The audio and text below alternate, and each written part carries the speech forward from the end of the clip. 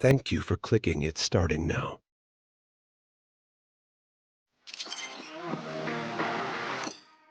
See that huge seawall protecting the city? A new storm is brewing in Threshold. Attackers and defenders will clash across 3 sectors in this port city. The first objective, Sector A, is right in the city center. The main target is the sparkling Empress Hotel, flanked by hallways on each side. Located in the southern part of Sector A, this hotel features a connected network of corridors and is accessible from 3 sides. To reach the first objective in Sector A, attackers will need to cross a wide, open intersection. You can split your forces and send some troops through the gas station side, which provides cover and is closer to the objective. Blowing up parts of the front wall with explosives gives your infantry a quicker route to take over. However, securing Sector A becomes easier if you seize the overpass near the hotel and control the high-rise area to the north. From here, you can launch direct attacks on the defenders inside, and vice versa. Defenders can use the high ground here to flank attackers advancing on the hotel's front. For attackers, sending a small team through the alley behind the northern building is also a solid option. And don't forget to use your vehicles. Helicopters and wheeled tank destroyers will give you the upper hand early on. Defenders, on the other hand, will need to hide in the hotel rooms to avoid taking fire. Use the windows along the hallways and the overpass near the hotel to take cover from incoming vehicle fire and to repel the enemy. Since defenders in Sector A only have anti-air vehicles, be sure to take out the attackers' wheeled tank destroyers first. After Sector A, the attackers won't have any more helicopters, so air support becomes critical. Next is Sector B, which sits under the towering seawall built by Havoc. There are 2 objectives here. B1, Evacuation Passage, located inside the checkpoint in front of the seawall. You'll need to use the interior passages to reach it.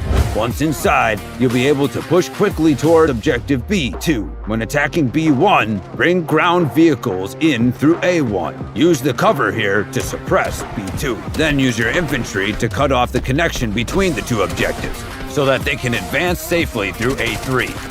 For operators advancing through A3, try to infiltrate through the roof and distract defenders. Once B1 is captured by the main attacking force, hit B2 from both sides at once.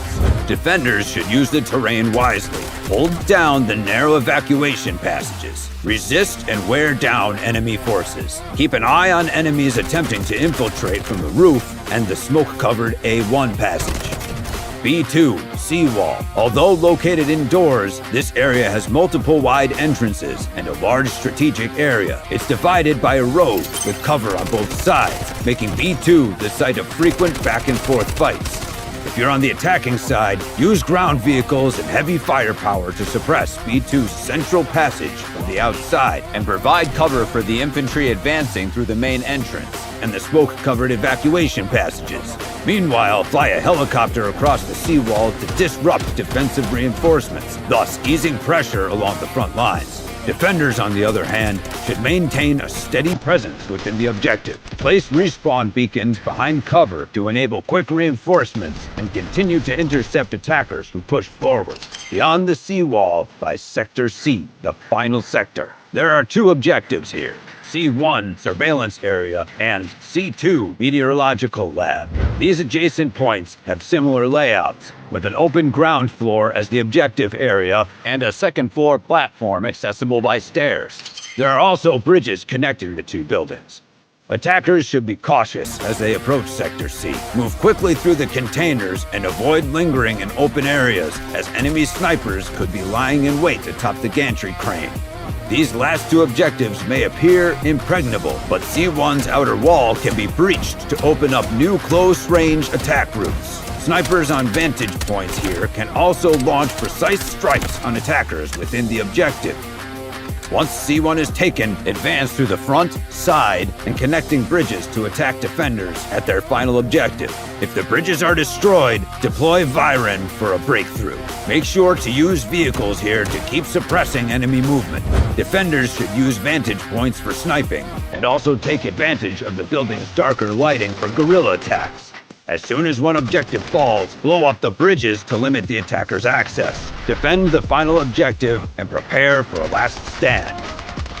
All right, operators, that'll do it for today. If you have any thoughts on Threshold, be sure to let us know in the comments. Good luck out there.